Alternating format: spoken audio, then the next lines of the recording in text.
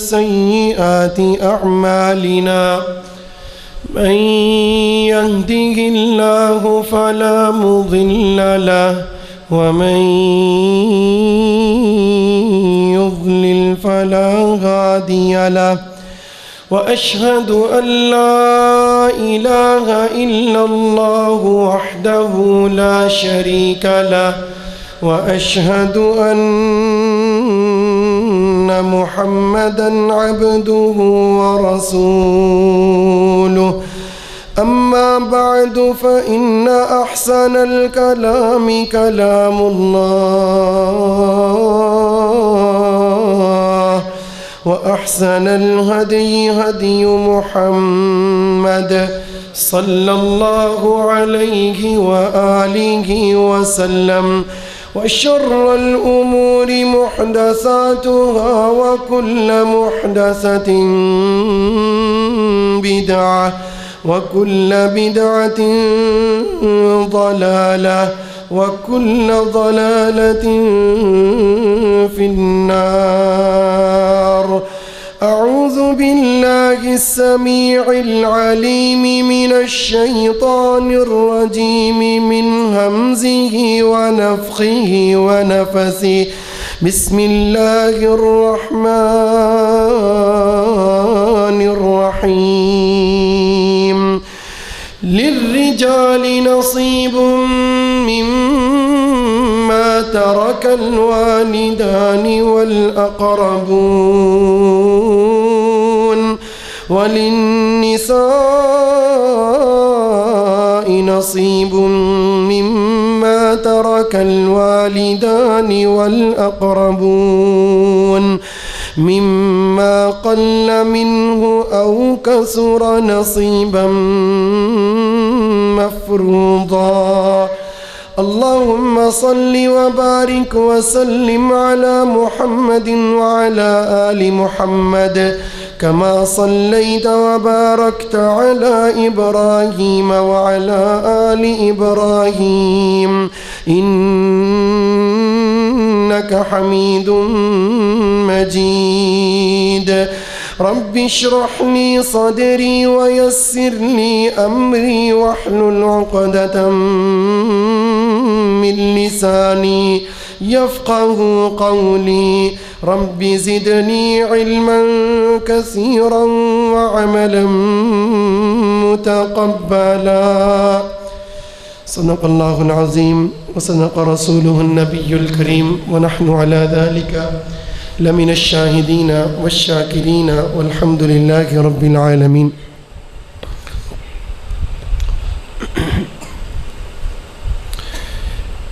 سب سے پہلے تو اللہ تبارک و تعالیٰ کی حمد و ثنا کہ اللہ نے ہمیں انسان بنانے کے بعد اسلام اور مسلمان ہونے سے نوازا، اور اتنا ہی نہیں ہمیں اپنے گھر میں آنے کی توفیق دی، مجھے آپ کو کچھ سنانے کی اور آپ کو یہاں بیٹھ کر کچھ سننے کی توفیق دی۔ ان گنت بے شمار لا تعداد درود و سلام امام الانبیاء جناب محمد رسول اللہ صلی اللہ علیہ وسلم کی ذات گرامی پر کہ جن کی وجہ سے ہم اس قابل ہیں کہ اللہ کی معرفت حاصل کر سکتے ہیں، اللہ کے کلام کو پڑھ سکتے ہیں، سمجھ سکتے ہیں، اس پر عمل کرنا چاہیں تو کر سکتے ہیں۔ یقیناً یہ صرف اور صرف اللہ کے بعد نبی صلی اللہ علیہ وسلم کا ہی احسان ہے۔ آپ سب کی محبت کا شکریہ، مجھے بلانے والوں کا، ہمارے بزرگ محترم یاسین صاحب کا، آپ سب کی محبت کا۔ آپ سب جانتے ہیں کہ میں کوئی ایسا خطیب نہیں ہوں کہ کوئی شعلہ بیانی سے آپ کو متاثر کر سکوں، یا اس وقت میرے اوپر تو اتنی تیز لائٹ ہے، آپ پیچھے سو رہے ہوں تو میں آپ کو جگا سکوں اپنی خطابت کی وجہ سے۔ اور دوسری چیز کہ جو موضوع میرے ذمے لگایا گیا ہے وہ انتہائی خشک موضوع ہے، انتہائی خشک۔ کہ اگر آپ یہاں کچھ سیکھنے کی نیت سے نہیں بیٹھے تو آپ یہاں صرف سو سکتے ہیں اور کچھ نہیں کر سکتے یا پھر جا سکتے ہیں۔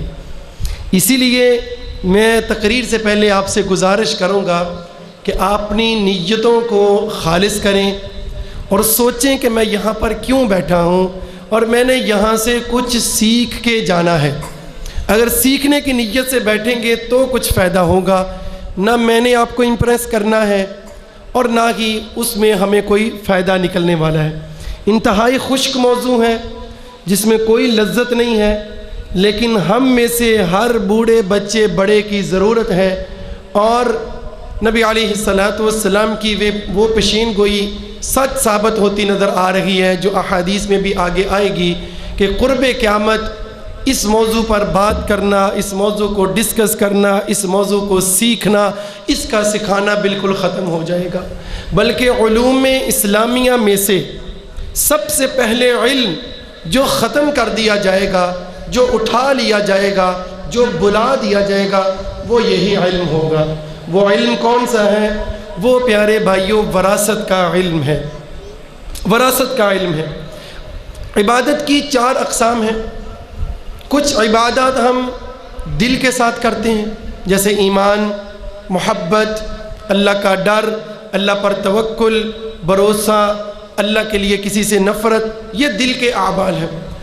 دوسری قسم عبادات کی زبانی عبادات ہیں، لسانی عبادات ہیں، ذکر اذکار ہے، یہی جو میں واعظ و نصیحت کر رہا ہوں یہ ہے، کسی کو اچھا مشورہ دے دینا ہے، امر بالمعروف اور نہی عن المنکر کا کام کرنا ہے۔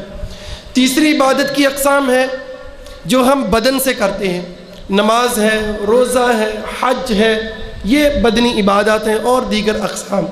چوتھی قسم عبادت کی وہ ہے مالی عبادات، مال کے ذریعے جو ہم عبادت کرتے ہیں، ان میں صدقہ و خیرات کرنا، ان میں زکوٰۃ دینا، ان میں نظر و نیاز دینا۔ اور مالی عبادات میں جو سب سے زیادہ گڑبڑ ہو رہی ہے، زکوٰۃ میں بھی ہوتی ہے، صدقہ خیرات میں بھی ہوتی ہے، ریاکاری کے ذریعے بھی ہوتی ہے، بہت ساری صورتیں ہیں، مگر سب سے زیادہ عبادات میں سے مالی جو عبادت ہے اس میں جو گڑبڑ ہو رہی ہے وہ پیارے بھائیوں وہ وراثت کے عمل میں گڑبڑ ہو رہی ہے۔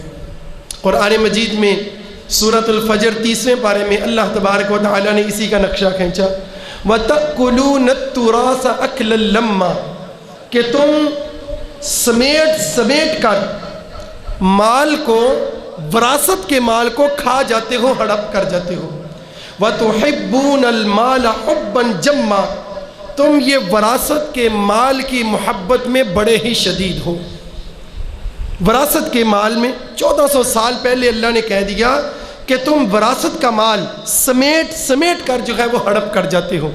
قرآن مجید کی آیات مبارکہ اور نبی صلی اللہ علیہ وسلم کی احادیث پیش کرنے سے پہلے یہ بات سمجھ لیں کہ وراثت کا جتنا پیارا نظام اسلام کا ہے، نہ تو اسلام سے پہلے کسی اور دین کا ہے اور نہ ہی اسلام کے بعد کسی اور تہذیب میں اتنا پیارا نظام ہمیں نظر آتا ہے۔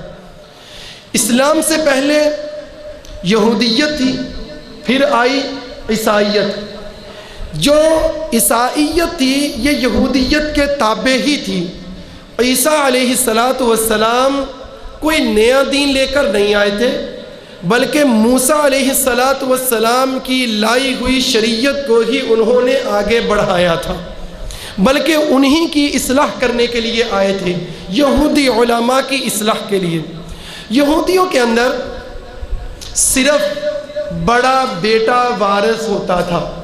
جب کوئی باپ فوت ہو جاتا، کوئی شخص فوت ہو جاتا، اس کے مرنے کے بعد صرف اس کا بڑا بیٹا وارث ہوتا تھا۔ ماں کو کوئی حصہ نہیں دیتے تھے، بیوی کو کوئی حصہ نہیں دیتے تھے، اور بیٹی کو صرف اور صرف اس کے جوان ہونے تک، اس کی بلوغت تک، اس کی شادی کرنے تک اس کے نان و نفقے کی ذمہ داری اٹھاتے تھے۔ جب وہ شادی کے قابل ہو جاتی، وہ بلوغت کو پہنچ جاتی، تو بس اس کا سلسلہ باپ کے مال میں سے ختم کر دیا جاتا۔ البتہ الٹی گنگا کہاں بہتی ہے؟ جب اللہ کے لائی ہوئی شریعت کو چھوڑ کر انسان اپنی عقل دوڑاتا ہے۔ وہ بچہ جو زنا کی وجہ سے پیدا ہوتا تھا اس کو وارث بنا لیا کرتے تھے۔ تورات کے اندر، انجیل کے اندر، بائبل کے اندر ہمیں والد الزنا جو بچہ ہے وہ تو وارث بنتا نظر آتا ہے، لیکن حقیقی چھوٹے بیٹے، حقیقی بیٹیاں، بیوی، والدین تک وارث بنتے نظر نہیں آتے۔ بڑا بیٹا سارا مال لے جاتا، ہڑپ کر جاتا۔ وَتَأْكُلُونَ التُّرَاثَ أَكْلًا لَمًّا، تم وراثت کے مال کو سمیٹ کر ہڑپ کر جاتے ہو۔ اس کے بعد مشرکین مکہ تھے جن کی طرف جناب محمد رسول اللہ صلی اللہ علیہ وسلم کو بھیجا گیا۔ مشرکین مکہ میں تو وہ تو بالکل ہی حد سے گزر چکے تھے، زمانہ جاہلیت تھا، سب سے بڑا بیٹا ہی وارث ہوتا تھا۔ لیکن اگر چچا موجود ہوتا، تایا موجود ہوتا، تو پھر بڑے بیٹے کو بھی کچھ نہیں ملتا تھا، وہ چچا تایا ہی سارا کچھ لے جاتا تھا۔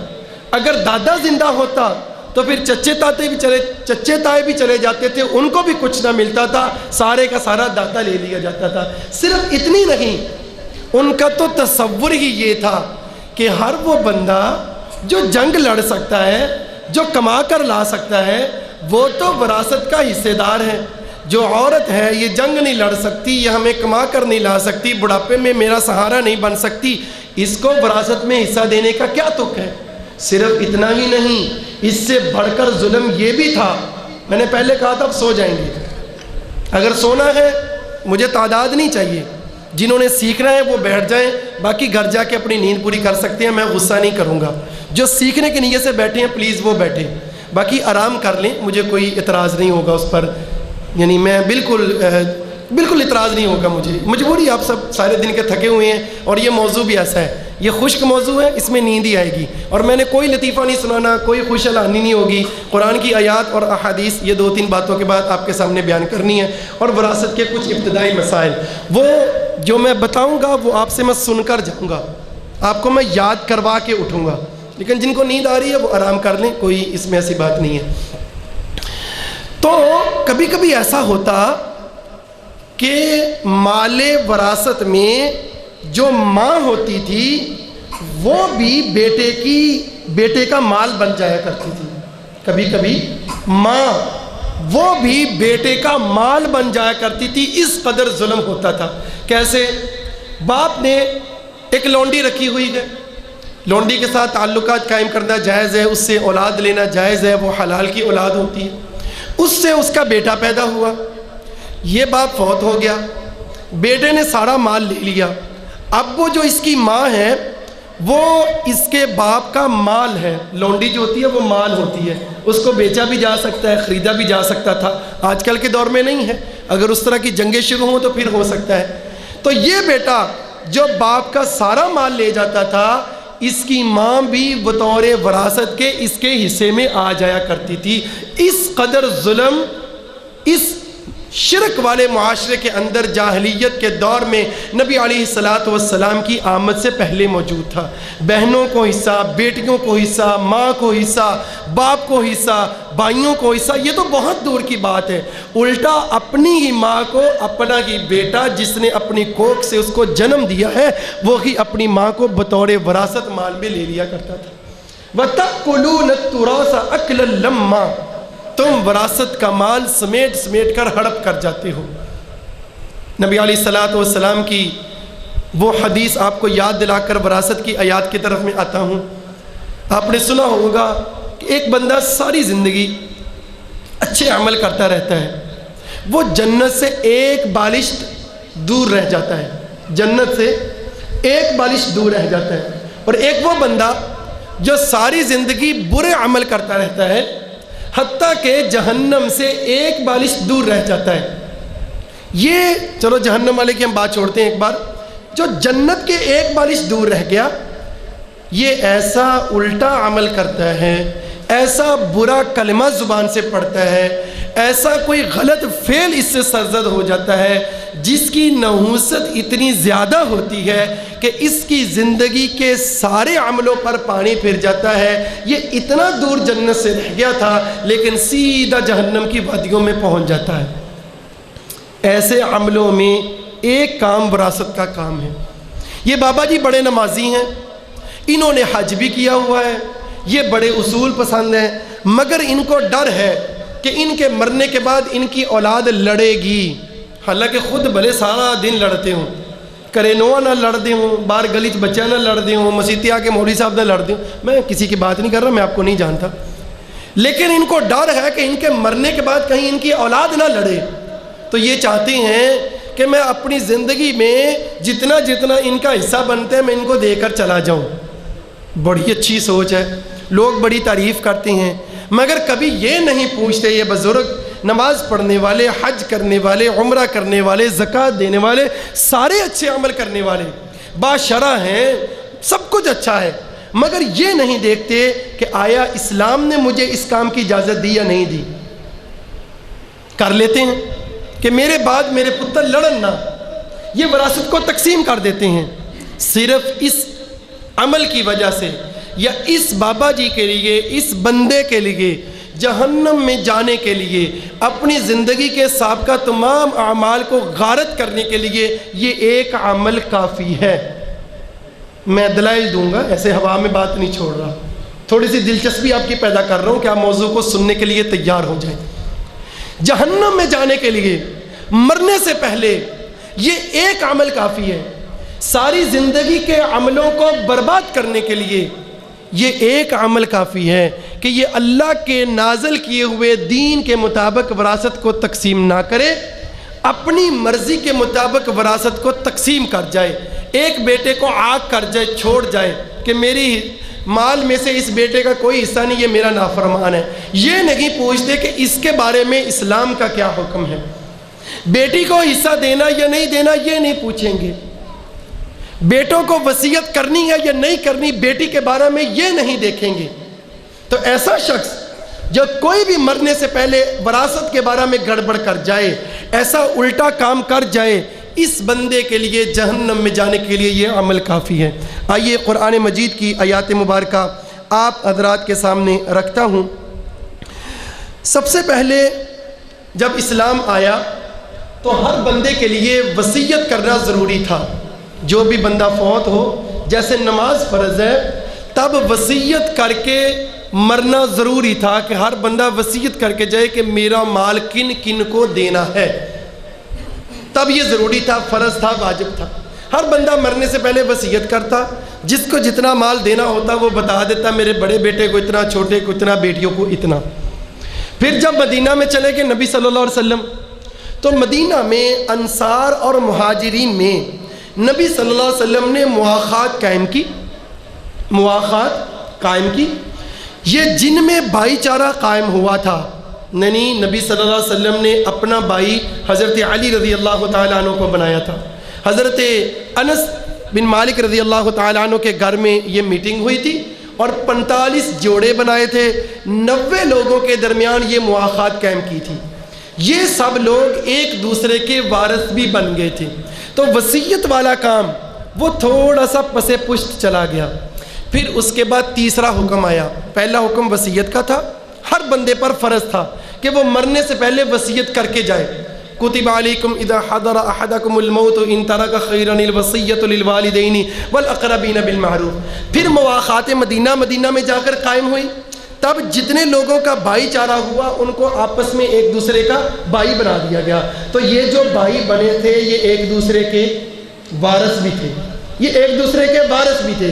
مگر جب مدینے کی فضا تھوڑی بہتر ہو گئی، بنیادیں مضبوط ہو گئی، سب لوگ تھوڑے سے آسودہ ہو گئے، تو پھر اللہ تبارک و تعالیٰ نے سورہ احزاب کی وہ آیت مبارکہ اتاری جس میں نبی صلی اللہ علیہ وسلم کی محبت کا، ہماری مائیں، نبی صلی اللہ علیہ وسلم کی بیویوں کا بھی تذکرہ ہے اور اس میں وراثت کا بھی تذکرہ ہے. النبی اولا بالمؤمنین من انفسہم، کہ نبی صلی اللہ علیہ وسلم مومنوں کو ان کی جانوں سے بھی زیادہ عزیز ہیں. کیوں جی عزیز ہیں کہ نہیں؟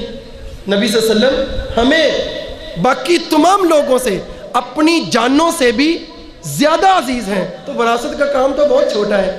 نمبر 2 وَأَزْوَاجُهُ أُمَّهَاتُهُمْ، نبی صلی اللہ علیہ وسلم کی بیویاں پوری امت کی سارے کے سارے مومنوں کی مائیں ہیں۔ کیوں جی؟ حضرت عائشہ ہماری ماں ہے، ہمارا ان کے ساتھ تعلق ماں اور بیٹے کا ہے، ماں اور بیٹے کا تعلق ہے، بلکہ ماں سے بھی بڑھ کر ہے، کیونکہ نبی سے بھی رشتہ ہے، قرآن کے ذریعے بھی رشتہ ہے، ایمان کا بھی رشتہ ہے، اللہ کے ذریعے بھی رشتہ ہے۔ حضرت صدیق اکبر جناب ابو بکر صدیق رضی اللہ تعالیٰ عنہ کی محبت سے بھی رشتہ ہے، حضرت عائشہ کے ساتھ ہمارے بڑے گہرے تعلق ہیں۔ تیسرے نمبر پر اللہ نے کہا وَأُولُو الْأَرْحَامِ بَعْضُهُمْ أَوْلَى بِبَعْضٍ فِي كِتَابِ اللَّهِ مِنَ الْمُؤْمِنِينَ وَالْمُهَاجِرِينَ، کہ اب جو رشتہ دار ہیں یہ ایک دوسرے کے وارث ہوں گے اللہ کی کتاب کی روح سے۔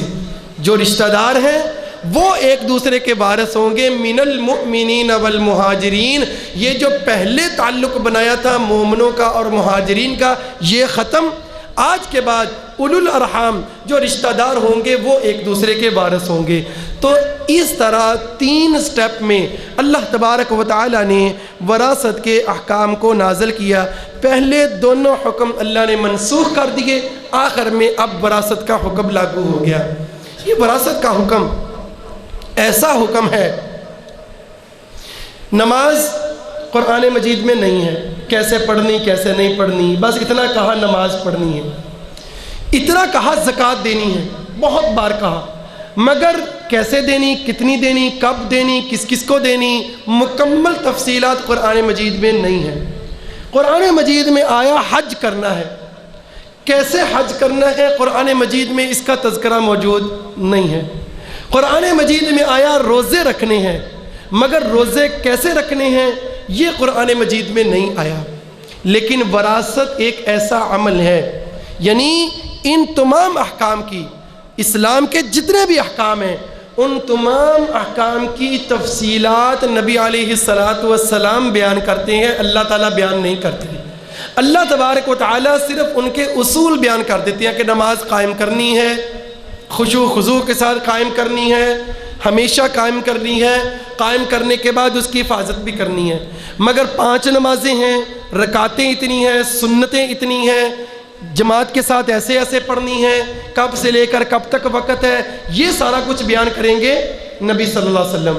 لیکن پیارے بھائیوں، وراثت کا کام ایک ایسا عمل ہے اللہ تبارک و تعالی نے نبی صلی اللہ علیہ وسلم پر نہیں چھوڑا۔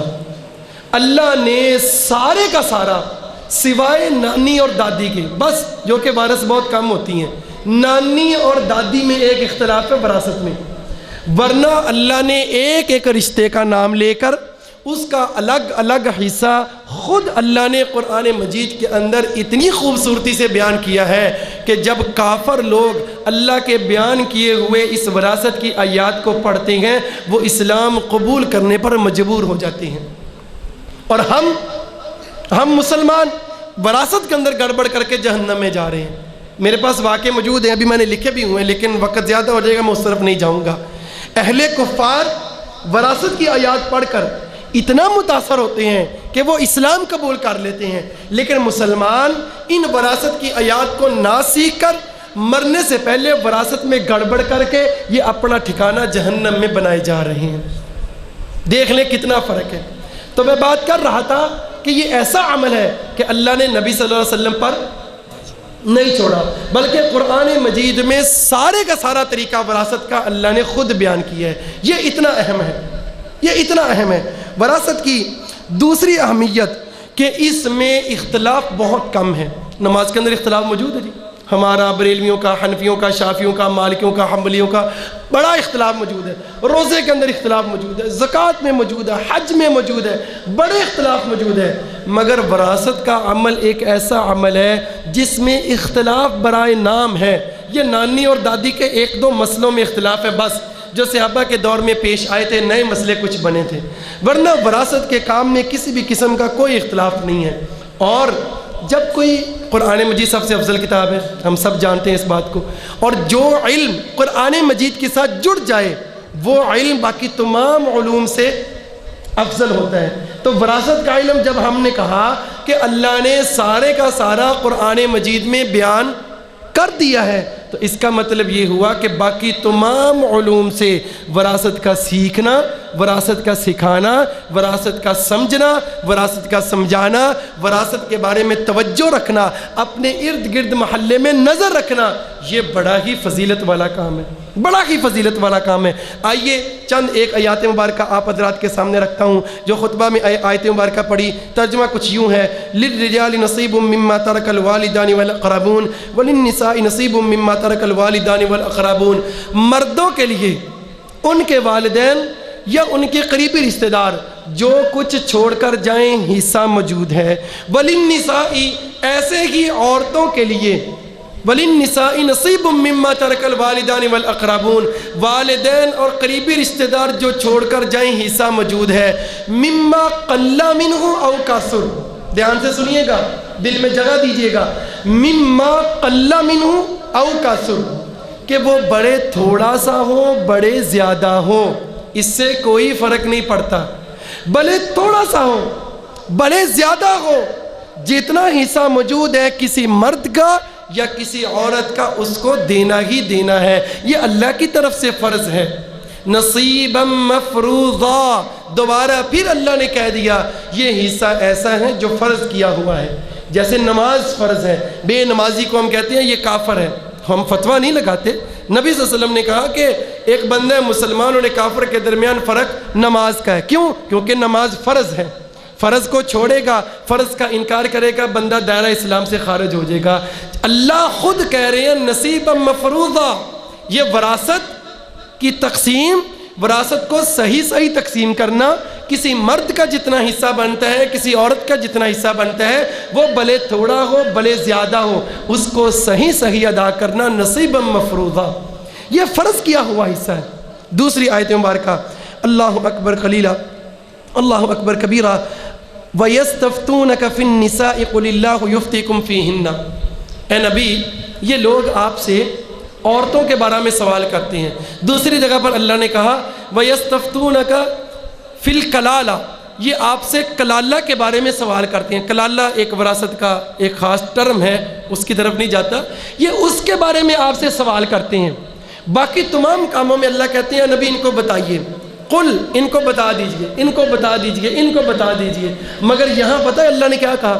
قُلِ اللَّهُ يُفْتِيكُمْ فِيهِنَّ، قُلِ اللَّهُ يُفْتِيكُمْ فِي الْكَلَالَةِ، یہ وراثت کا کام ایسا ہے جس کا مفتی نبی صلی اللہ علیہ وسلم نہیں ہے، بلکہ وراثت کے مسائل کا جو مفتی ہے، جس نے فتویٰ دینا ہے، وہ خود اللہ تبارک و تعالیٰ کی ذات ہے۔ کیوں جی؟ اہمیت کو سمجھ لگی؟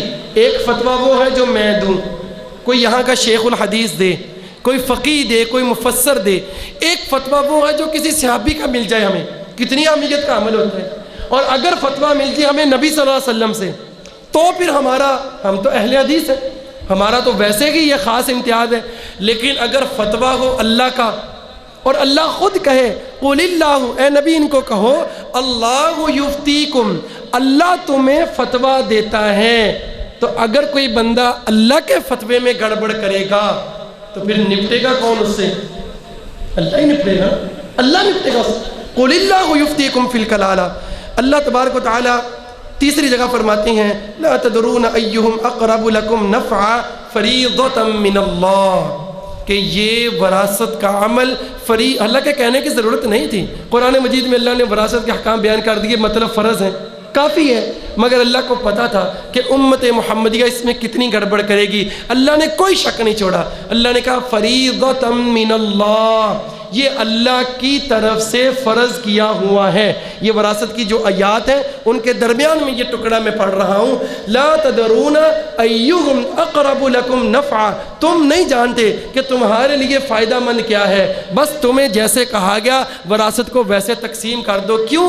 فریضۃ من اللہ، یہ اللہ تبارک و تعالیٰ کی طرف سے فرض کیا ہوا ہے، اس میں گڑبڑ نہیں کرنی۔ چوتھی جگہ اللہ تبارک و تعالیٰ نے اس کو حد قرار دیا، زنا کرنا غلط ہے، ایک حد ہے، جو اس حد کو پامال کرے گا اس پر حد نافذ ہوگی۔ اگر وہ شادی شدہ نہیں ہے اس کو کوڑے مارے جائیں، اگر وہ شادی شدہ ہے تو اس کو رجم کر دیا جائے۔ چوری نہیں کرنی، حد ہے، جو اس حد کو کراس کرے گا پھر اس کے اوپر حد لاگو ہوگی کہ اس کے ہاتھ کو کاٹ دینا ہے۔ ڈاکہ نہیں ڈالنا، خوف و ہراس نہیں پیدا کرنا، یہ حد ہے۔ لیکن جو اس حد کو کراس کرے گا اس کو پکڑ لو، اس کو سولی لٹکا دو، اس کے ہاتھ پاؤں مخالف سمت میں کاٹ دو، اس کی گردن کاٹ دو، اس کو جلا وطن کر دو، ختم کر دو، ملیا میٹ کر دو۔ ایسے ہی اللہ نے وراثت کی 2 آیات کو بیان کیا۔ پورے احکام بیان کرنے کے بعد اللہ نے لفظ بولا تلک حدود اللہ، یہ اللہ کی حد ہے، اللہ کی حد۔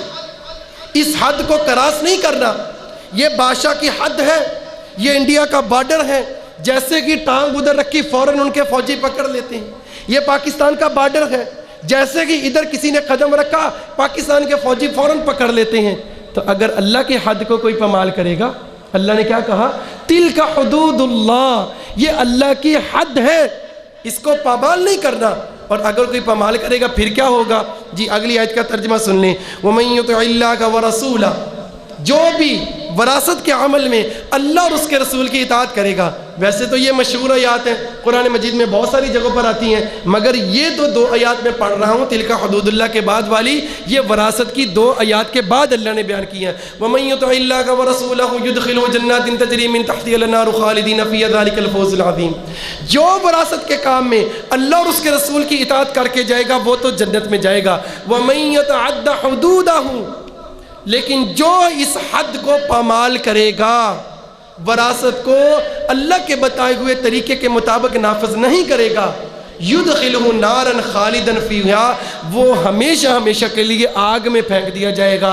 وہ کتنا کی نمازی ہو، کتنے کی روزے رکھنے والا ہو، کتنا کی نیک اور پارسا کیوں نہ ہو، اگر وہ اللہ کے اس حد کو پامال کر گیا، وَمَن يَتَعَدَّ حُدُودَهُ، جو بھی اللہ کی حد کو کراس کرے گا، یدخلہ نارا خالدا فیہا۔ پیارے بھائیوں کچھ سمجھ رہے ہیں کتنا اہم ہے؟ کرتے ہیں بات، ذرا آگے چلیں۔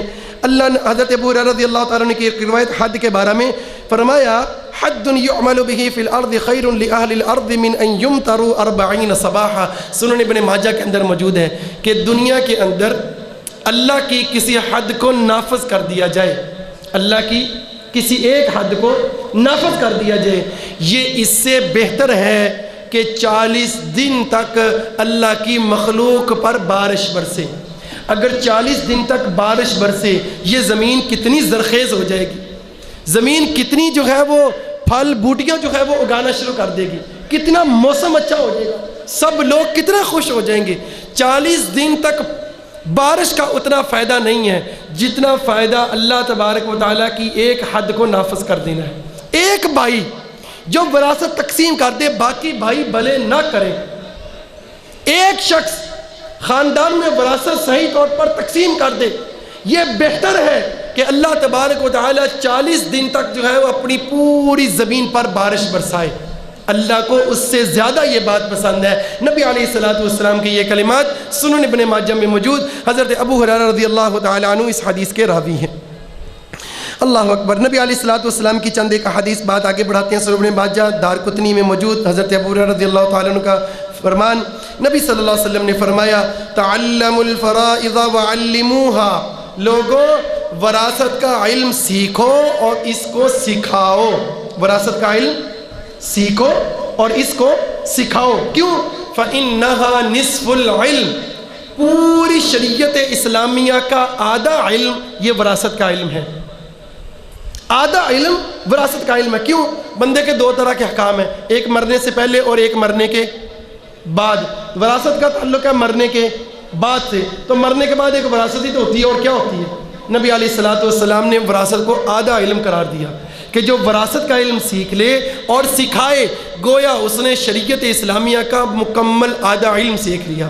اب علم کس کو کہتے ہیں؟ یہ علماء جانتے ہیں جنہوں نے 8 سال پڑھا ہے، اور ان کو پتہ ہے، مجھے پتہ ہے کہ اللہ کی قسم ہمیں کچھ بھی نہیں آتا جتنا ہمارے اساتذہ کو آتا ہے، جن سے ہم پڑھ کے آئے ہیں ان کے مقابلے میں ہمیں 0% آتا ہے۔ ان کی محنت، ان کی لگن، ان کی توجہ، ان کا جو ہے وہ تمسک احادیث کے ساتھ، تفسیر کے ساتھ، ان کی علم کی پختگی، یہ میں تو اوپر دیکھ کر بیان کر رہا ہوں، میں یہ سب کچھ زبانی یاد نہیں کر سکتا، میں تو صبح سے بیٹھ کر یہ لکھ رہا تھا، لکھ کے لے کر آیا ہوں، کہیں میں بھول نہ جاؤں، غلط نہ بیان کر دوں۔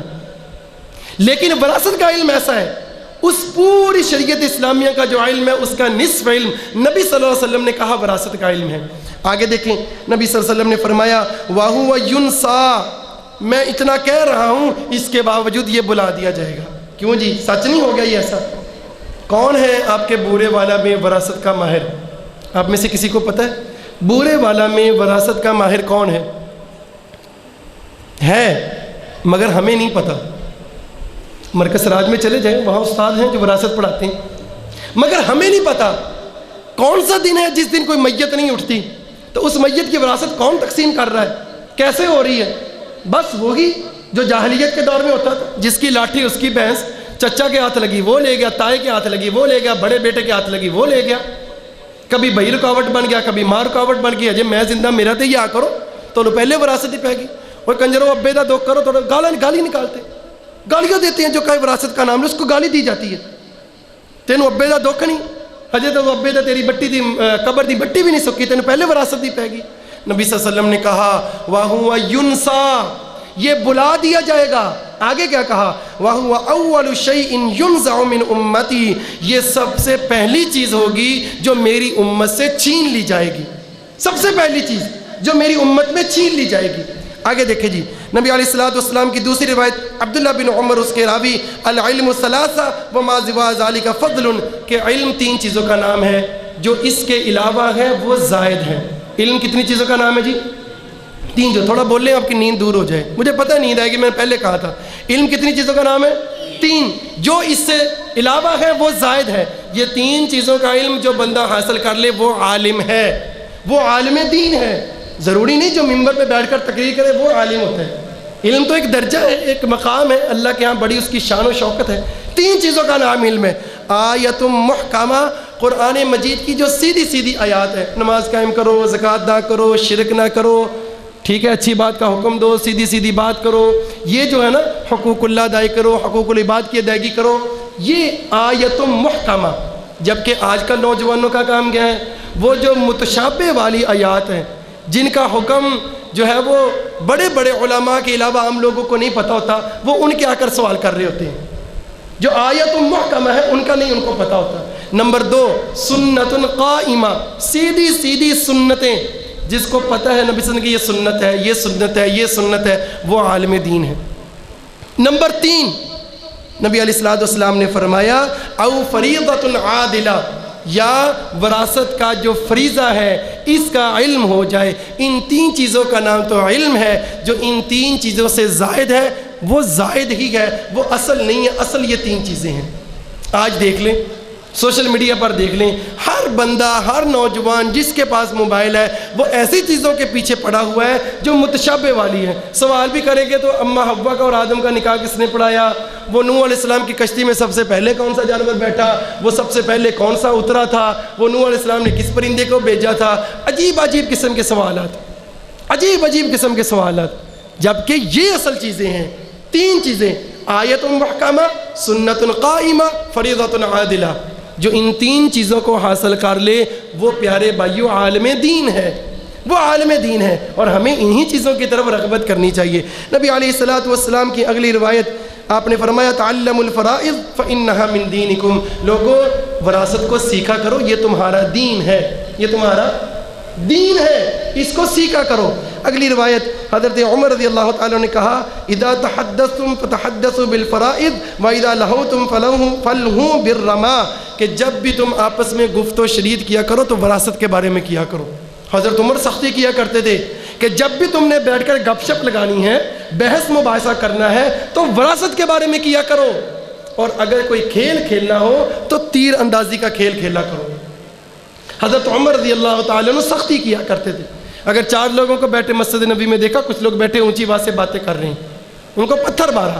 ایک صحابی کو, صحابی آئے, کہا یہ کون لوگ, ان کو بلاؤ ذرا. بلایا, کون ہو, کہا ہم طائف سے آئے ہیں. کہا اگر تم مدینے کے ہوتے نا تو میں تمہیں پھینٹی لگاتا یہاں پر. تم مہمان ہو, میں تمہیں اس لیے چھوڑ رہا ہوں, تم باہر سے آئے ہو.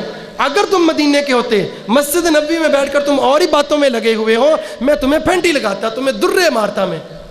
حضرت عمر سختی کیا کرتے تھے کہ جب بھی تم 4 لوگ بیٹھو, بیٹھ کر بحث اور مباحثہ کرو تو وراثت کے بارے میں بحث کیا کرو, وراثت کے بارے میں ایک دوسرے کو بتایا کرو, سیکھا کرو. فلاں رشتے کا اتنا حصہ ہے, فلاں رشتے کا اتنا حصہ ہے, فلاں کا اتنا حصہ ہے, یہ ایسے تقسیم ہوگا, یہ ایسے تقسیم ہوگا. جانا کسی کے پاس ملنے کے لیے چلے جایا کرو، جن کا فوت ہو گیا ان کو جا کر ووٹ ڈالایا کرو کہ بھائی اپنی وراثت تقسیم کر لے، یہ بڑا اہم معاملہ ہے، اللہ کا حکم ہے، یہ فرض ہے، اس کو تقسیم کر لو۔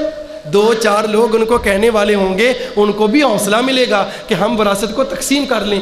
اگر کوئی کہنے والا ہی نہیں ہوگا، الٹا لوگ باتیں کرتے ہیں کہ ہجے تا باپ دا 70 نہیں چکے، آپ دا 3 دن افسوس دے پورے نہیں ہوئے، انہوں نے پہلے وراثت دی پڑ گئی ہے۔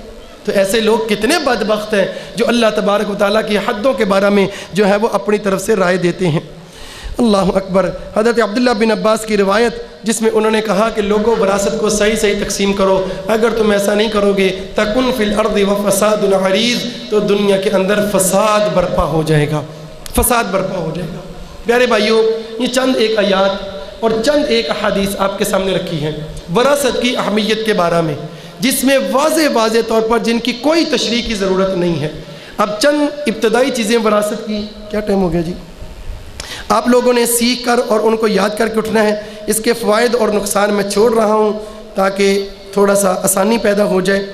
نمبر 1، اب یاد کرنے والی چیزیں ذرا جا کے بیٹھے، آپ نے یاد کرنا ہے انشاءاللہ۔ نمبر 1، جب کوئی بندہ فوت ہو گیا، دنیا سے چلا گیا، تو اس کے مال کے ساتھ کیا کرنا ہے؟ اس کو وراثت کی اصطلاح میں کہتے ہیں جی حقوق ترکہ۔ انہوں نے ماشاءاللہ پڑھے ہوئے ہیں، حقوق ترکہ۔ ترکہ کہتے ہیں مرنے والا جو مال چھوڑ کر گیا ہے اس کو کہتے ہیں ترکہ، ہم بھی یہ لفظ بولتے ہیں۔ تو اس کے حقوق کیا ہیں؟ نمبر 1، سب سے پہلے مرنے والے کی تجہیز و تکفین کا انتظام کرنا ہے۔ جبکہ شرم و شرمی بیٹے کرنے شروع کر دیتے ہیں، یا کوئی سسرال والے کرنے شروع کر دیتے ہیں، یا کوئی شریکے والے کرنے شروع کر دیتے ہیں، جبکہ اسلام کا شریعت کا حکم یہ ہے کہ جو مرنے والا ہے اس کے مال میں سے اس کے کفن دفن کا انتظام کیا جائے۔ اب یہ جو لوگ اس کے کفن دفن کا انتظام کر رہے ہوتے ہیں نا بھاگ بھاگ کر، اصل میں انہوں نے وراثت ہڑپ کرنی ہوتی ہے اور کوئی وجہ نہیں ہوتی۔ ادھر گاؤں میں ایک بریلوی فوت ہوا، میں بڑا اس کے سخت خلاف تھا، مگر مرتے وقت وہ میرا دل جیت گیا۔ اس نے اپنے بیٹے کو بلایا، ہمارا کلیگ ہے، وہ رشتہ دار بھی ہے ہمارا، بڑے سخت بریلوی ہیں، میرے بھی بڑے خلاف ہیں۔ اس نے کہا بیٹا ریٹائر فوجی ہے کہ میں مر جاؤں، میری جو پینشن آتی ہے، جو میرا مال پڑا ہے، میرا کفن اور میری قبر کا انتظام میرے مال میں سے کرنا ہے، تم نے اپنے مال سے نہیں کرنا۔ کیوں بھائی؟ مرتے وقت کیوں اپنی اولاد کا احسان لے کر جائیں؟ اگر مال موجود نہیں ہے، بندہ غریب ہے، یتیم ہے، مسکین ہے، صحابہ تھے کفن ہی نہیں تھا، سر کی طرف کفن دیتے پاؤں ننگے ہو جاتے، پاؤں کی طرف دیتے تو سر ننگا ہو جاتا، تب تو کوئی سمجھ آتا ہے بندہ ٹھیک ٹھاک ہے، مال چھوڑ کر گیا ہے، تو مرنے کے بعد وہ کسی اور کا احسان کیوں لے؟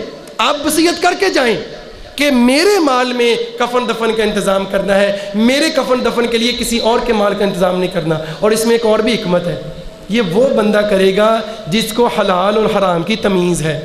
جس کو حلال اور حرام کی تمیز نہیں ہے نا، وہ نہیں کرے گا۔ جس کو پتہ ہے کہ میں نے حلال کمایا ہے، مرنے کے بعد پتہ نہیں کس حرام کی کمائی کا کفن ملے، میں نے حلال کمایا ہے، میرے کفن کے دفن کے پیسے یہ پڑے ہیں، اس حلال کمائی میں سے مجھے کفن پہنا کر قبر میں بھیجنا، میرے اوپر حرام کمائی کا لباس پہنا کر مجھے قبر میں مت بھیجنا۔ یہ بہت بڑی حکمت ہے۔ تو نمبر 1، جب کوئی شخص فوت ہو جائے تو اس کے مرنے کے بعد اس کے مال کا سب سے پہلا کام کیا کرنا ہے جی؟ بولیں جی شاباش۔ اس کے کفن دفن کا انتظام کرنا ہے۔ نمبر 2، میں دلائل چھوڑ رہا ہوں، نمبر 2، اس کا قرض ادا کرنا ہے۔ اگر اس میت کے اوپر کوئی قرض موجود ہے تو اس کا قرض ادا کرنا ہے۔ وراثت کی 2 آیتوں میں اللہ نے 4 کے 5 بار کہا، من بعد وصیۃ یوصی بها او دین، من بعد وصیۃ یوصی بها او دین، من بعد وصیۃ توصون بها او دین، من بعد وصیۃ یوصین بها او دین۔ مختلف طریقوں سے کبھی والدین کو خطاب کیا، کبھی اولاد کو کیا، کبھی بیوی کو کیا، کبھی خاوند کو کیا، کبھی بہن بھائیوں کو کیا کہ دوسرا کام جو کرنا ہے وہ قرض ادا کرنا ہے، قرض ادا کرنا ہے۔ اگر اس کے کفن دفن کا انتظام کرتے کرتے پیسے ختم ہو گئے، مثلا وہ 1000 روپیہ چھوڑ کر گیا ہے، وہ اس کا کفن اور قبر کا ہی سارا لگ گیا ہے، تو قرض والوں کو کچھ نہیں ملے گا، یہ ختم۔ ہاں اس کے باقی رشتہ دار ادا کر دیں تو بہت اچھی بات ہے، ورنہ یہ مرنے والا جانے اور اللہ جانے وہ ایک الگ مسائل ہیں۔ نمبر 3 پر جب کفن دفن کا انتظام ہو گیا، اس کا قرض بھی ادا کر دیا، تو جو باقی مال بچے گا اس میں سے اس کی وصیت کو پورا کرنا ہے۔ تیسرے نمبر پر مرنے والا اگر کوئی وصیت کر کے گیا ہے تو اس کی وصیت کو پورا کرنا ہے۔ وصیت کے بارے میں 3 شرطیں یاد رکھیے گا، 3 شرطیں ہیں۔ نمبر 1، وصیت مال کے تیسرے حصے کی ہو سکتی ہے، تیسرے سے زیادہ کی نہیں ہو سکتی۔ وصیت تیسرے حصے کی ہو سکتی ہے، تیسرے سے زیادہ کی نہیں ہو سکتی۔ نمبر 2، وصیت جو وارث ہیں ان کے بارے میں نہیں ہو سکتی۔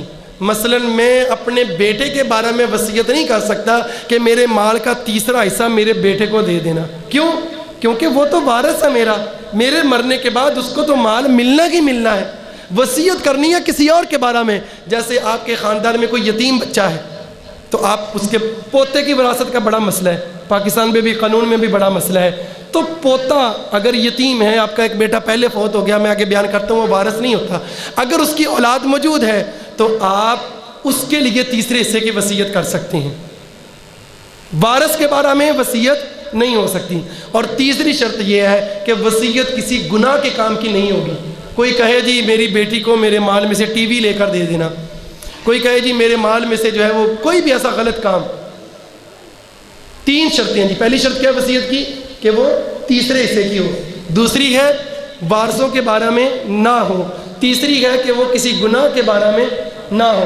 اگر یہ 3 شرطیں ہوں تو مرنے والے کے کفن دفن کے انتظام کے بعد، قرض ادا کرنے کے بعد اس کی وصیت کو پورا کرنا لازم اور ضروری ہے۔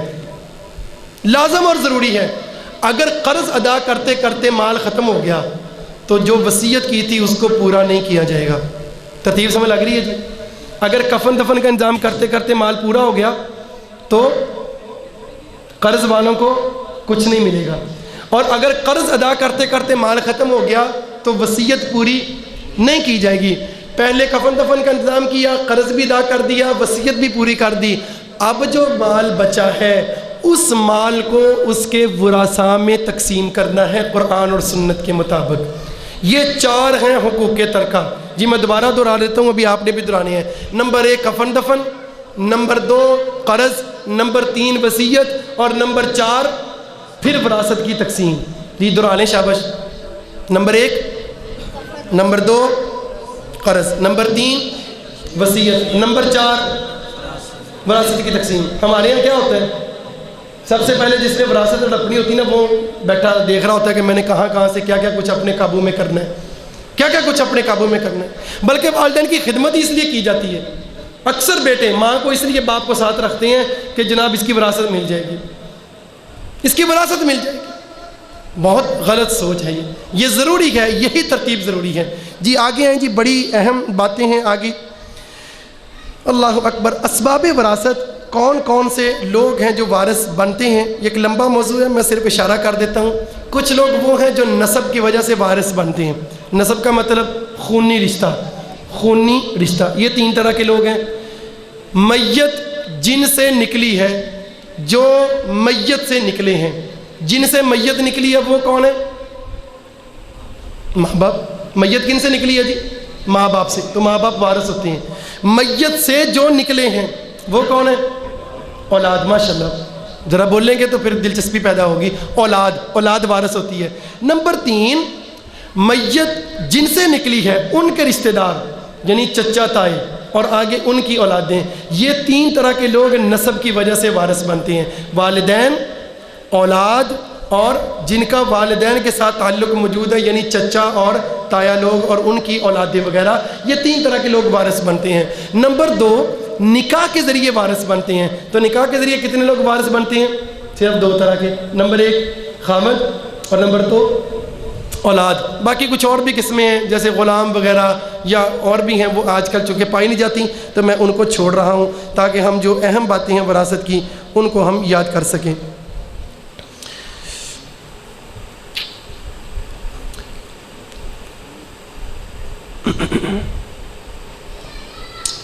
اگلے نمبر پر جی جو بڑی اہم چیز سمجھنے والی ہے، جس میں اکثر لوگ کوئی نہ کوئی گڑبڑ کر جاتے ہیں، وہ بڑی توجہ کے ساتھ ان کو یاد کرنا ہے، آپ نے سمجھنا ہے۔ ارکان اور شروط وراثت، 3 رکن ہوتے ہیں وراثت کے۔ یہ کیا ہوتا ہے اس کو چھوڑیں، اگلی بات آپ نے سمجھنی ہے۔ ایک میت ہوتی ہے، ایک جو وارث بنتے ہیں وہ ہوتے ہیں، اور ایک مال ہوتا ہے۔ اگر میت نہ ہو تو وراثت تقسیم نہیں ہوگی، اگر وراثت لینے والے نہ ہو تو بھی وراثت تقسیم نہیں ہوگی، اور اگر مال موجود نہ ہو تو بھی وراثت تقسیم نہیں ہوگی۔ اب ان تینوں کے لیے شرطیں ہیں۔ جو میت ہے، جو شخص فوت ہوا ہے، اس کی وراثت تبھی تقسیم ہو سکتی ہے اگر وہ مر جائے۔ اگر وہ مرا نہیں، ابھی وہ زندہ ہے، تو اس کی وراثت تقسیم نہیں ہو سکتی۔ جب تک کوئی شخص فوت نہ ہو جائے تب تک اس کی وراثت تقسیم، اس بات کو پلے باندھ لیں۔ وراثت کہتے ہی اس عمل کو ہیں جو مرنے کے بعد کیا جائے۔ اگر مرنے سے پہلے میرے پاس 10,000 موجود ہے، میں اس کو اپنی اولاد میں تقسیم کر دوں اور میں کہوں میں نے وراثت تقسیم کر دی، یہ وراثت نہیں ہے۔ وراثت کے لیے مرنا ضروری ہے۔ جس کا مال ہے اگر وہ مرا نہیں تو یہ وراثت نہیں ہوگی۔ نمبر 2، جس نے وارث بننا ہے، جس نے مال لینا ہے، اس کا زندہ ہونا ضروری ہے۔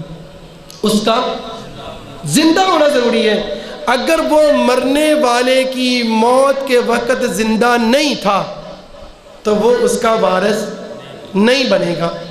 یعنی کوئی میرا بیٹا، میں اپنی مثال دے رہا ہوں، آپ کا نام لوگ کہیں غصہ ہی نہ کر دے، ساڑی موت دیاں گلاں کر رہے ہیں، میں آپ دی موت دیاں گلاں کر رہے ہیں۔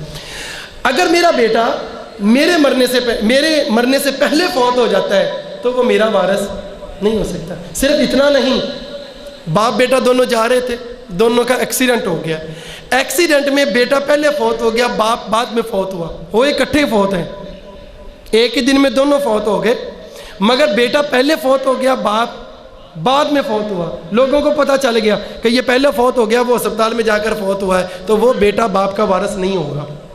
حتیٰ کہ ایک منٹ پہلے اگر پتہ چل جائے بیٹا پہلے فوت ہو گیا ہے تو وہ اپنے مرنے والے باپ کا وارث نہیں ہوگا، نہیں ہوگا۔ اللہ کا قانون ہے، یہ اللہ کا قانون ہے، یہ ہمارا نہیں ہے۔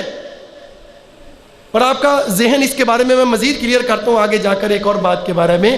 اس بات کو بخوبی سمجھ لیں کہ وارث وہ ہوگا جو مرنے والے کی موت کے وقت اس دنیا میں زندہ ہو، بھلے ایک منٹ کے لیے زندہ ہو۔ اب اسی مثال کو الٹ کر لیں، یعنی باپ اور بیٹا دونوں اکٹھے فوت ہوئے، مگر بیٹا ایک منٹ بعد میں فوت ہوا، بیٹا ایک منٹ بعد میں فوت ہوا، یہ اپنے باپ کا وارث ہے۔ اگر ایک منٹ پہلے فوت ہو گیا تو اپنے باپ کا وارث نہیں ہے۔ یہ فیصلہ میرا نہیں ہے، یہ فیصلہ نبی صلی اللہ علیہ وسلم کا بھی نہیں ہے، یہ فیصلہ کس کا ہے؟ یہ اللہ کا فیصلہ ہے۔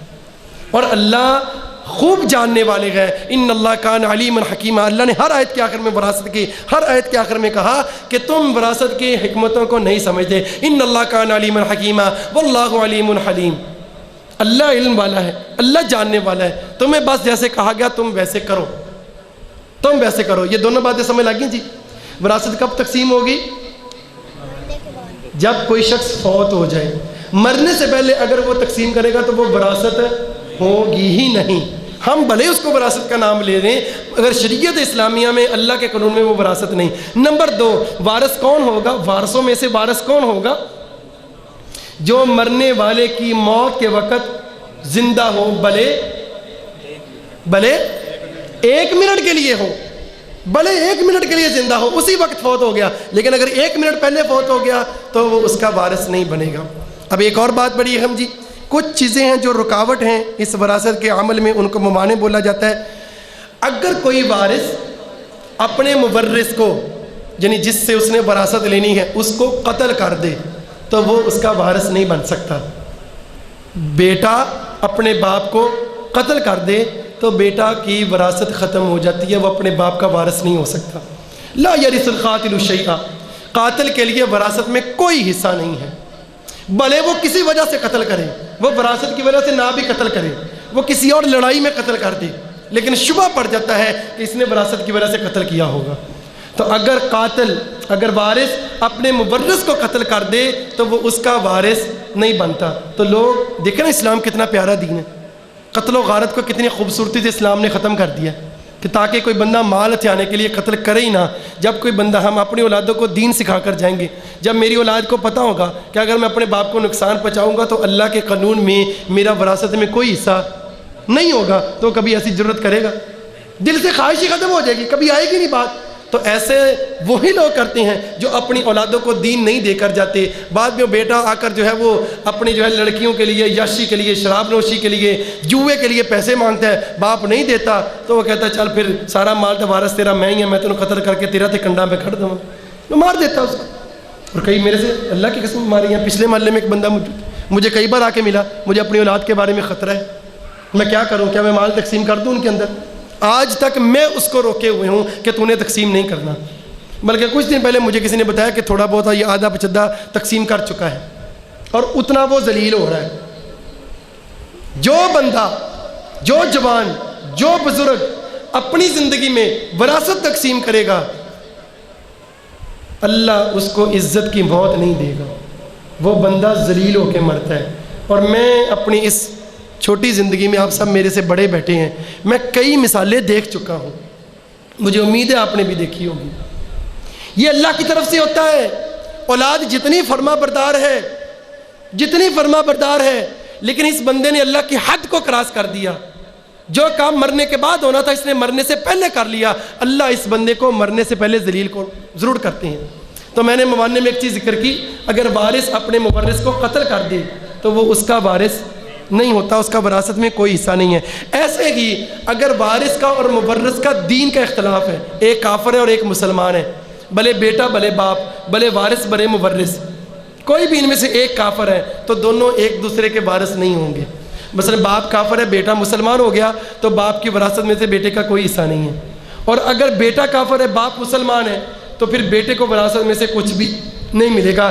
دین کا جو اختلاف آ گیا تو بھی وراثت کا اس بندے کے لیے کوئی حصہ نہیں ہوگا. ایسے کہ ولد الزنا، زنا کی وجہ سے جو بچہ پیدا ہوتا ہے وہ اپنے باپ کا وارث نہیں ہوتا، البتہ وہ اپنی ماں کا، جس پیٹ سے اس نے جنم لیا ہے اس کا وہ وارث ہوتا ہے، جس کا وہ نطفہ ہے. اگر پتہ چل بھی جائے کہ یہ فلاں کا بچہ ہے تب بھی وہ اس کا وارث نہیں ہوتا، کیونکہ حلال طریقے سے ان کا تعلق قائم نہیں ہوا ہے، ان کا تعلق قائم نہیں ہوا ہے. اگر یہ چند چیزیں آپ یاد کر لیں اور اپنے رشتہ داروں میں ان باتوں کو پھیلا دیں تو بڑا مسئلہ کافی حد تک حل ہو سکتا ہے، کافی حد تک حل ہو سکتا ہے. دو تین بڑی اہم باتیں جو یہاں بیان کرنے کے بعد سامنے آئیں. پیارے بھائیو، وراثت تقسیم کرنے میں جلدی کرنی چاہیے، دیر نہیں لانی چاہیے، کوئی شرم نہیں اس کے اندر. یہ اللہ کا حکم ہے نافذ کرنے میں. جیسے ہم باپ کو قبر میں اتارنے میں دیر نہیں لگاتے، یا لگاتے ہیں؟ فوراً غسل دیتے ہیں، کسی کا انتظار کرنا ہو تو کرتے ہیں، ورنہ غسل دے کے جلدی جلدی کفن دے کے اس کو قبر میں دفنا کر جو ہے قبر کو بند کر دیتے ہیں. جب باپ کو دفنانے میں دیر نہیں لگائی ہے تو باپ کا مال جس کا اس کے ساتھ تعلق ختم ہو چکا ہے اس کو تقسیم کرنے میں کیوں دیر لگا رہے ہیں؟ کون سی شرم، کون سی حیا؟ مطلب ہم لوگ اللہ سے زیادہ باحیا ہیں؟ اس کا مطلب تو یہی ہے. جس بندے کو باپ کے مرنے کے بعد وراثت تقسیم کرنے میں شرم آ رہی ہے، اس کا مطلب یہ ہے کہ وہ بندہ اللہ سے زیادہ باحیا ہے. نعوذ باللہ من ذالک، اللہ کو اتنی حیا نہیں ہے جتنی اس بندے کو حیا موجود ہے. تو یہ بڑا غلط عمل ہے. جتنا وراثت کا عمل لیٹ ہوتا جائے گا اتنی ہی زیادہ نحوست پڑتی جائے گی، اتنی ہی زیادہ لڑائی ہوتی جائے گی، اتنی ہی زیادہ دلوں میں دوریاں آتی جائیں گی. بھائی کہ نہیں ہم تو بڑا مل جل، اچھا اس میں رکاوٹ اکثر بڑا بھائی ہوتا ہے، بڑا بھائی ہوتا ہے. یہاں بھی میرے ایک صاحب بیٹھے ہیں، ان کے گھر میں بھی ایسا ہی مسئلہ ہے. اللہ تعالیٰ سب دعا کر دے ذرا اللہ ان کا مسئلہ جو ہے وہ حل کرے، اور میری دلی دعا ہے کہ وہ جلدی جلدی اپنی وراثت تقسیم کر لیں. برکت ہے اس میں. اللہ کی حد نافذ کرنے میں 40 بارشوں سے بھی زیادہ اچھا کام ہے. بڑا بھائی رکاوٹ ہوتا ہے. اب بڑا بھائی رکاوٹ کیوں ہوتا ہے؟ کیونکہ اس کو باپ نے بگاڑا ہوتا ہے. غصہ نہ کرنا، بزرگ لوگ جتنے بیٹھے ہیں میری بات پر غور کرنا، اس کو باپ نے بگاڑا ہوتا ہے. اب ہوتا کیا ہے، باپ پہ کاروبار کر رہا ہے، وہ بڑے بیٹے کو اپنے کاروبار میں شریک کر لیتا ہے. آہستہ آہستہ سارے کاروبار پر اس کے بیٹے کا ہولڈ ہو جاتا ہے، سارا کاروبار اس کے بیٹے کے اندر میں چلا جاتا ہے، جبکہ کاروبار بیٹے کا نہیں ہے. اب اس میں دونوں طرح کے لوگوں میں خامیاں موجود ہیں، یا دونوں طرح کے لوگ مجبور ہیں. نمبر ایک، باپ مجبور ہے کہ اس کو بیٹے کا ساتھ چاہیے. کیا کرے وہ؟ اب وہ بوڑھا ہو گیا، اب اس کی اولاد نہیں سنبھالنا ہے، وہ کیا کرے؟ لیکن بچہ کیا کرے؟ بیٹا کہتا ہے میں 24 گھنٹے یہاں پر دے رہا ہوں، اگر سارا مال میرا نہیں ہے تو میں یہاں پر ٹائم کیوں دے رہا ہوں؟ اب جیسے کہ باپ فوت ہوتا ہے تو وہ کاروبار سارے کا سارا بڑے بیٹے کی طرف چلا جاتا ہے، اسی کا ہو جاتا ہے نا. چھوٹے بھی چپ کر جاتے ہیں، کہتے ہیں بھائی انہیں سنبھالو، ایسی کی کریے. جبکہ اس میں باپ کے کاروبار میں ساری اولادوں کا برابر حصہ موجود ہے. اب ہم غلطی کیا کرتے ہیں؟ اگر آپ نے اپنے بیٹے کو کاروبار میں شریک کرنا ہے اس کو تنخواہ پہ شریک کریں، کوئی شرم نہیں اس میں۔ نمبر 1 تنخواہ پہ نہیں کرنا، نہ کریں، اس کو حصے پہ شیئر کر دیں، 50% اس کا کر دیں، 50% آپ اپنا رکھیں۔ مرنے کے بعد جس طرح گھر تقسیم ہوگا، جس طرح جائیداد تقسیم ہوگی، جس طرح بینک بیلنس تقسیم ہوگا، اسی طرح جو باپ کا کاروبار ہے وہ بھی برابر تقسیم ہوگا، کاروبار سے جو آمدن آ رہی ہے وہ بھی برابر تقسیم ہوگی۔ اگر ایک بیٹا کاروبار سنبھال رہا ہے تو وہ صرف اس میں سے حصہ لے سکتا ہے، ورنہ مال تو باپ نے لگایا تھا نا، تو مرنے کے بعد وہ سارے بیٹوں میں برابر تقسیم ہونا چاہیے۔ اور بیٹیوں کو تو کوئی حصہ دیتا ہی نہیں ہے کاروبار میں، یا کوئی دیتا ہے؟ الٹا گھر میں بھی کوئی نہیں دیتا، کہتے جی آتا باپ کا کہا رہا ہوں نصیحت تقسیم کر لیا تھے، کتنے جاواں گے، یہ وہ نہیں، یہ کوئی مجبوری نہیں ہے۔ جس بندے نے ایک بالش زمین کسی کی ہتھیائی، جی قیامت والے دن کیا ہے، 7 گنا 7 زمینوں کا توق پہنا کر اس کی گردن میں ڈالا جائے گا، ایک بالش زمین۔ اب وراثت کو لیٹ کرنے میں ایک اور نقصان ہے۔ کیسے؟ باپ فوت ہو گیا، مثلا یہ جگہ ایک بندے کی ہے، یہ آج فوت ہو گیا، 1 مہینہ گزر گیا، یہ جگہ تقسیم نہیں ہوئی۔ اب 1 مہینے تک اس کا مالک کون تھا؟ کون تھا جی؟ مرنے والا نہیں، اس کے تو سا ختم، کام ختم۔ اب ملکیت منتقل ہوگی اس کے وارثوں کی طرف۔ اللہ کے قانون میں تو ہوگی ہے نا، ہم نے نہیں کی ہے، اللہ کے قانون میں ہوگی ہے، ہم نے نہیں کی ہے۔ اب 1 مہینے تک جو بندہ اس جگہ کو استعمال کر رہا ہے اس کا کرایہ دیتا ہے؟ نہیں دیتا نا، ظلم نہیں ہے، یعنی جگہ کسی اور کی ہے، 4 بھائی ہیں، چاروں کا حصہ موجود ہے، استعمال کر رہا ہے 1 بھائی، باقی تینوں بھی اس کے مالک ہیں برابر کے۔ اب یہ ان کے گھر کو استعمال کرنے کا ان کو وہ الگ ہے، مانگتے نہیں، ایک الگ بات ہے۔ میں ایمان کی بات کر رہا ہوں، اگر ایمان سے ہم بات کو سمجھے تو کتنی خطرناک ہے۔ میں اپنی زندگی میں اپنے باپ کا، اپنے بھائیوں کا کیوں احسان لوں؟ میرے بھائی کا آج حصہ موجود ہے تو میں ادا کروں، بات ختم۔ اگر میرے دل کے اندر بے ایمانی موجود نہیں ہے تو اسی لیے پیارے بھائیوں وراثت کا عمل جلدی جلدی جو ہے وہ ختم کر دی۔ اب جو پہلی بات میں نے کی تھی، جو نوجوان بھائی بیٹھے ہیں، جو بچے بیٹھے ہیں، اگر ان کو میری بات سمجھ آ رہی ہے تو میری بات یہ پلے باندھ لیں، باپ کا مال آپ کا مال نہیں ہے، میرے باپ کا مال میرا۔